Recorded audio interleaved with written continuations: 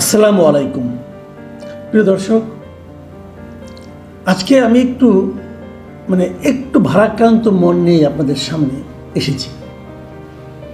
আপনারা সবাই এরই মধ্যে জানেন যে পুরনো ঢাকায় গত বুধবারে প্রকাশ্য দিবালোকে শত শত মানুষের সামনে একজন ব্যক্তিকে 10-12 জন দুর্বৃত্ত অথবা আরও বেশি হতে পারে, 15-20 জন হতে পারে, প্রকাশ্যে পিটিয়ে মেরে ফেলেছে।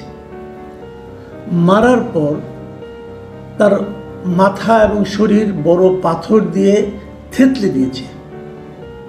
তারপর তাকে উলঙ্গ করে তার শরীরের উপরে তারা লাফালাফি করেছে। এই দৃশ্য ভিডিও হয়েছে এবং লোকজন এটা ছড়িয়ে দিয়েছে, ভাইরাল হয়ে গেছে। ঘটনা ঘটেছে বুধবার। আপনারা হয়তো বলবেন যে এটা ভিডিও করলো কে, কেন করলো, সে কি নিষ্ঠুর? দেখুন, যদি ভিডিওটা না ছড়াতো তাহলে হয়তো এখনো বিষয়টা আপনারা জানতেন না। ঘটনা ঘটেছে বুধবার। শুক্রবার দিন এই ভিডিওর সবাই দেখার পর সবার কানে পানি গিয়েছে, হইচই, আলোচনা, অনেক কিছু হচ্ছে। কবে হয়েছে? শুক্রবারে, পুরো একদিন পর। এখন এই ঘটনাটা কে ঘটলো, কেন ঘটলো, এটা নিয়ে পুলিশ তদন্ত করছে। যতদূর জানা গেছে, উনি ভাঙারি ব্যবসায়ী ছিলেন, মিস্টার লালচাঁদ সোহাগ, ওর ডাকনাম সোহাগ। তার একটা ফ্যামিলি আছে, ভালো ব্যবসা করেন। তার কাছে চাঁদা চেয়েছিল। এই ভদ্রলোক এক সময় যুবদল করতেন, এরকম শোনা যায়। যারা চাঁদা দাবি করেছিল তারাও যুবদল অথবা স্বেচ্ছাসেবক দল অথবা ছাত্র দল এরকম করে, এবং তারাই এই কাজটা করেছে। এই ঘটনার পর বিএনপি ওই যুবদলের, স্বেচ্ছাসেবক দলের কয়েকজনকে বহিষ্কার করেছে।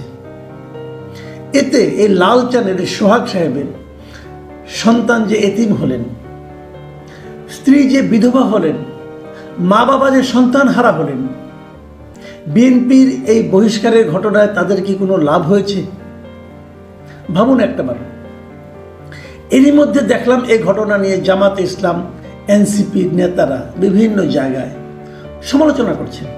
তারা ইঙ্গিত দিচ্ছেন যে এক স্বৈরাচার গেছে, আরেক স্বৈরাচার আসছে। দ্রুতবেগে সমস্ত কিন্তু প্রতিক্রিয়া হচ্ছে। বিভিন্ন জায়গায় এই এনসিপি ছাত্র সংগঠনগুলো মিছিল করছে এবং তাদের মিছিলের মূল টার্গেট কিন্তু বিএনপি। এখন আমি এই ঘটনাটাকে কেন্দ্র করে আপনাদের সঙ্গে কিছু আলোচনা করি, কিছু প্রশ্ন করি, আপনারা উত্তর খুঁজুন। দেশে আসলে হচ্ছেটা কি? আমরা মব কালচার নিয়ে কথা বলছি, ইচ্ছে হলে যে কাউকে পিটিয়ে মেরে ফেলা হচ্ছে। সরকার আবার মব কালচার স্বীকার করছে না। এই মব কালচার নিয়ে সরকার কি করছে সেটা হলো আরেক কৌতুক। সেই কৌতুক নিয়ে আমি আগামীকালকে আরেকটা ভিডিও করব, আপনারা দেখবেন যে দায়িত্বশীল সরকার কি করছে। যাক, আমি এই প্রসঙ্গে আসি। আমার প্রথম প্রশ্ন, আপনারা তো দেখেছেন এই হত্যার পেছনে জড়িত যাদের নাম শোনা গেছে তারা হয় ছাত্রদল করে, নয় যুবদল করে, নয় স্বেচ্ছাসেবক দল করে। আচ্ছা, এই লোকগুলি, যাদের নামও কিছু জানা গেছে, কয়েকজনকে অ্যারেস্ট করা হয়েছে, এই লোকগুলি কি হাসিনা আমলে এই কাজটা করতে পারত? Simple question. পারতো না। আপনারাও জানেন, আমিও জানি, পারতো না। কেন পারতো না? পারতো না এই কারণে তখন তো আওয়ামী লীগ ক্ষমতায় ছিল। আওয়ামী লীগের আমলে তারা এই কাজগুলি করতে পারত, কারণ তারা নিজেরাই তখন দৌড়ের উপর থাকতো। তাহলে কে করতে পারতো তখন? তখন কিন্তু এই কাজগুলো এই যুবলীগ, স্বেচ্ছাসেবক লীগ, ছাত্রলীগ এরা করতে পারত। ওরা এখন কোথায়? ওরা এখন দৌড়ের উপর আছে। তাহলে ঘটনাটা কি দাঁড়ালো? কারণটা কি? এই ছাত্রদল যারা 15 বছর পালিয়ে থাকতো, লুকিয়ে থাকতো, তারা হঠাৎ করে এত শক্তিশালী কি করে হলো যে একজন ভাঁড়ের ব্যবসায়ীর কাছে প্রতি মাসে 3 লাখ টাকা চাঁদা দাবি করে? তারা এত পাওয়ারটা পেল কোথায়? এই ক্ষমতার উৎস কোথায়? এখন কি বিএনপি ক্ষমতায় আছে? নেই। তাহলে উৎসটা কোথায়? এটার মূল কারণটা হলো আইন শৃঙ্খলা রক্ষাকারী বাহিনী। আগে ছাত্রলীগের লোকেরা প্রকাশ্যে এই ধরনের কাজ করতো, ছাত্রলীগ, যুবলীগ, স্বেচ্ছাসেবক প্রকাশ্যে এরকম কাজ করতো। আইন শৃঙ্খলা বাহিনীর লোকজন, প্রশাসন তাদেরকে দেখেও দেখতো না, দেখেও না দেখার ভান করত। চাপে পড়ে 2 জনকে গ্রেপ্তার করা হলেও ছাড়া পেয়ে যেত, বুক ফুলিয়ে বের হয়ে আসতো। এখন কি হচ্ছে, এখন তারা নেই, এখন উল্টোরা যুবদল ছাত্রদল এরা করছে। এমনকি এনসিপির লোকজন করছে। আপনারা নিশ্চয়ই দেখেছেন এনসিপির একজন লোককে গ্রেপ্তার করা হয়েছিল ধানমন্ডিতে, এক প্রকাশকের বাড়িতে ঘেরাও ঘিরে তাকে গ্রেপ্তার করার দাবিতে। তাকে কিন্তু এনসিপির একজন কেন্দ্রীয় নেতা ছাড়িয়ে নিয়ে গিয়েছিলেন। তার মানে তারা জানে যে এখন যারা আছে আমরা ক্ষমতায় এখনো না গেলেও আমরা যদি কোনো কিছু করি আমাদেরকে কেউ আটকে রাখতে পারবে না। আপনি দেখবেন মাঝে মাঝে পুলিশের সঙ্গে এনসিপির লোক অথবা বিএনপির লোক এরা যে ভাষায় কথা বলে, আগে কখনো এই ধরনের ভাষা পুলিশের সঙ্গে কাউকে করতে দেখেছেন? দেখেননি, এখন করছে। তাহলে মূল কাজটা কি? মূল ঘটনা হলো প্রশাসন বা আইন শৃঙ্খলা বাহিনী এদেরকে আশকারা দিচ্ছে, প্রশ্রয় দিচ্ছে, অথবা এদেরকে ভয় পাচ্ছে। ভয় পেতে পারে, কারণ তারা হয়তো ভেবেছে আজকে যে আমি এদেরকে ধরে জানিয়ে থানায় আটকাবো, গ্রেপ্তার করবো, অথবা এদেরকে ফেরাবো, অথবা হত্যার আলাপ বাদ দেন, এটা তো একদিনে ঘটেনি, আরও আগে ঘটেছে। তারা তো অনেক দিন ধরে চাঁদা চাচ্ছিল। তখনই যদি তাদেরকে নিবৃত করা যেত, তখনই তাদেরকে ঠেকানো যেত, যদি তখনই পুলিশ হস্তক্ষেপ করতো, তাহলে তো আজকে এই পর্যন্ত আসতো না। কিন্তু পুলিশ তখন কেন হস্তক্ষেপ করেনি? প্রশাসন কেন হস্তক্ষেপ করেনি? কারণ একটা, তারা হয়তো ভয় পেয়েছে যে 2 দিন পরে তো বিএনপি ক্ষমতায় আসলে এই লোকগুলি পাওয়ারফুল হবে। তখন এই লোকগুলি যদি পাওয়ারফুল হয় তখন তো আমাকে এমন একটা পানিশমেন্ট পোস্টিং দিয়ে দিবে যাতে নাকি আমার জীবন হারাম হয়ে যাবে। পুলিশ ভয় পেয়েছে। কথা কিন্তু একদমই সিম্পল। তাহলে সমাধানটা কোথায়? আচ্ছা, এখন তো বিএনপি ক্ষমতায় নেই, আমি আবারও বলেছি, এখন তো বিএনপি ক্ষমতায় নেই, এখন অন্তর্বর্তীকালীন সরকার আছে। তো তারা কেন অ্যাকশনে যাচ্ছে না? নাকি তারা ইচ্ছে করে যেতে চাচ্ছে না?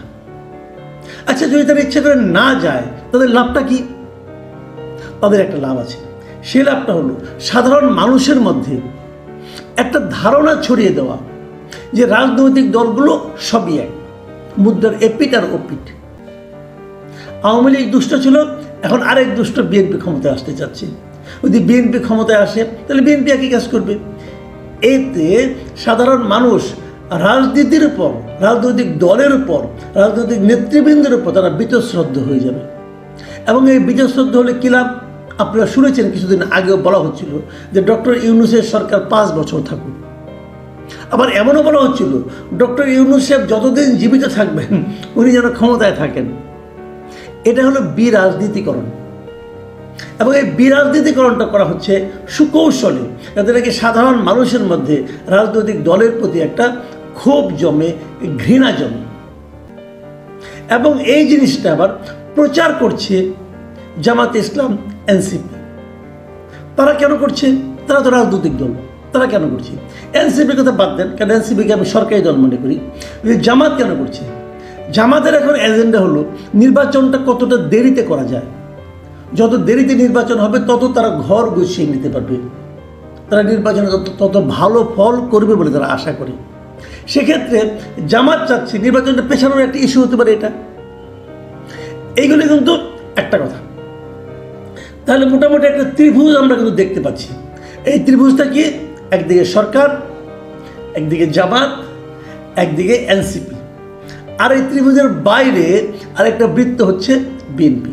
আচ্ছা, আমি এখানে আরেকটা জনের কথা বলি। সবাই বলবেন আমি কেন একটা পক্ষ করে বাদ দিচ্ছি, সেটা হলো সেনাবাহিনী। দেখুন, এই ধরনের মবের বিরুদ্ধে সেনাবাহিনীর কিন্তু আমরা 1-2বার হুঙ্কার শুনেছি। বিশেষ করে রংপুরের ঘটনা তো খুবই হুঙ্কার শুনেছিলাম আমরা। আর মব সহ্য করা হবে না, আর এগুলি সহ্য করা হবে না। সেনাবাহিনী বলেছেন, সেনাবাহিনী কিন্তু বলার এখতিয়ারও ছিল, কারণ সেনাবাহিনীকে অলরেডি সরকার কিন্তু ম্যাজিস্ট্রেসি পাওয়ার দিয়েছে। মানে সেনাবাহিনী ইচ্ছা করলে একজনকে ধরে শাস্তি দিতে পারে তাৎক্ষণিকভাবে। তো এই ম্যাজিস্ট্রেসি পাওয়ার নিয়ে সেনাবাহিনী কি করছে? তাদের কোনো আপনার হেল দোলকে টের পাচ্ছেন নাকি তারা বসে বসে লেমন জুস খাচ্ছে? এটা কিন্তু একটা বড় সমস্যা। সেনাবাহিনী যারা আছেন আপনারা তাহলে ম্যাজিস্ট্রেসি পাওয়ার নিয়েন না, আপনারা বলেন আমরা ব্যারাকে ফিরে যাই। ব্যারাকেই থাকুন, আরামে থাকুন ভাই, বাইরে থাকবেন, ম্যাজিস্ট্রেসি পাওয়ার থাকবে, লোকে জানবে আপনি আছেন, কিন্তু লোকে আপনার কাছ থেকে কোনো উপকার পাবে না। তাহলে কেন? এই প্রশ্নের জবাব কিন্তু আলটিমেটলি সেনাবাহিনীকেই দিতে হবে।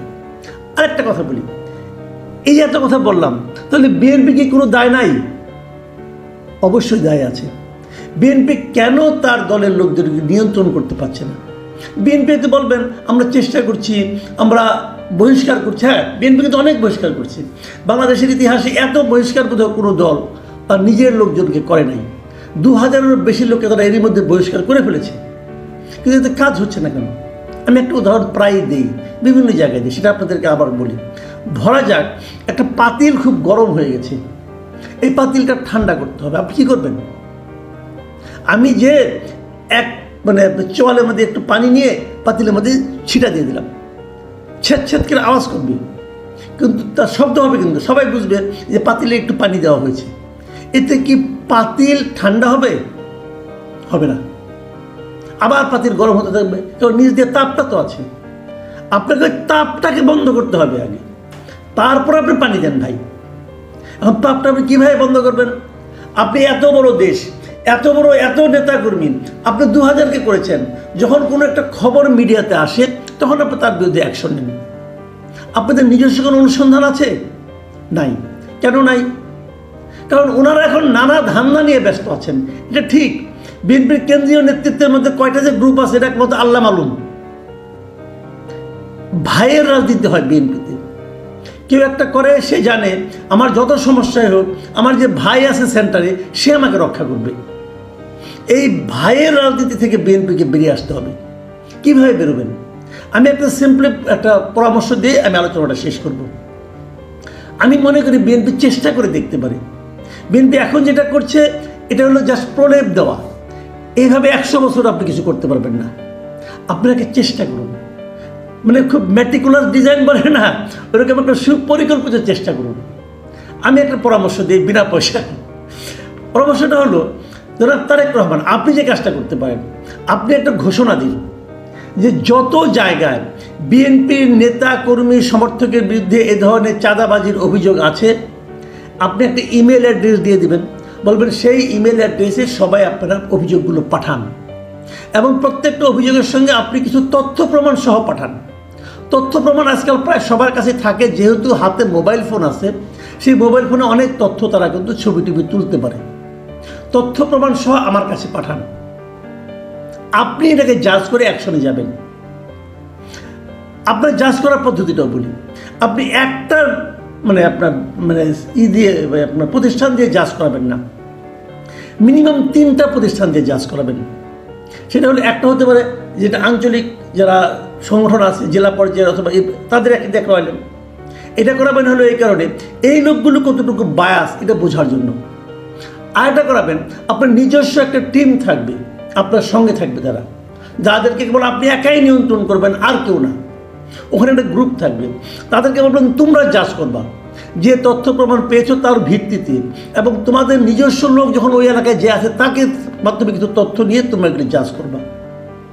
আর তৃতীয় একটা জাজ আপনি গভর্নমেন্টের গোয়েন্দা সংস্থার কাছ থেকে নিতে পারেন, আপনি চাইলে সবাই দিবে। 3টা জাজমেন্টের মাধ্যমে আপনারা বুঝতে পারবেন যে আসলে কোন অভিযোগটা সত্য, কোন অভিযোগটা সত্য নয়। আপনি দ্রুত 7 দিনের মধ্যে কিছু অ্যাকশনে যান। আমি গেলে একটা কথা বলি, প্রথমে যখন আপনি ঘোষণাটা দেবেন, আপনি নিশ্চিত থাকবেন এই চাঁদাবাজির মাঠ পর্যায়ে অর্ধেক কমে যাবে, সবাই ভয় পেয়ে অর্ধেক কমে যাবে। আর বাকি অর্ধেক আপনি 2-1টা বড় বড় আগে ধরবেন, আগে চুনুপুটি মারবেন না, আগে বল মাছ মারবেন। বড় বড় 2-1টা মারেন, দেখবেন চাঁদাবাজি যদি বন্ধ না হয় তখন আমার সঙ্গে আলাপ করেন। কিন্তু এখন আপনি যেটা করছেন, সারা দেশে বিএনপির সুনাম কিন্তু ভয়ঙ্করভাবে নিচের দিকে নামছে, এবং সেটা নামানোর জন্য নানা ওই ত্রিভুজ বললাম যে ওই ত্রিভুজের 3 বাহু কঠিনভাবে চেষ্টা করে যাচ্ছে। বিএনপি আগামীতে ক্ষমতায় আসতে চায়, তারা যদি এইটাই নিয়ন্ত্রণ করতে না পারে তাহলে পরে কীভাবে করবে? আমাদের কথা হলো, ক্ষমতায় বিএনপি আসুক, জামাত আসুক, এনসিপি আসুক, বা অনন্তকাল ডক্টর ইউনূস থাকুক, এটা তাদের ব্যাপার, এটা নিয়ে আমাদের মাথা ব্যথা নেই। কারণ আমরা ক্ষমতায় যেতে চাই না, আমরা এদেশে শান্তিতে বাস করতে চাই। আমরা আপনাদের কাছে কিচ্ছু চাই না ভাই। আমরা খালি আপনাকে রিকোয়েস্ট করবো, আপনারা আমাকে ডিস্টার্ব করেন না।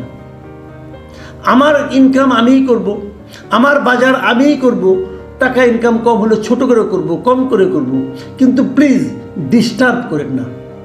আমরা দেখছি কি সরকার কি রাজনৈতিক দলগুলো আমাদেরকে ডিস্টার্ব করছে। আমরা এর হাত থেকে মুক্তি চাই। প্রিয় দর্শক, এখন এই পর্যন্তই। অনুষ্ঠানটা একটু বড় হয়ে গেল, ক্ষমা করবেন, কিন্তু সবগুলি কথা আমার মনে হয় বলা দরকার ছিল। আল্লাহ হাফিজ।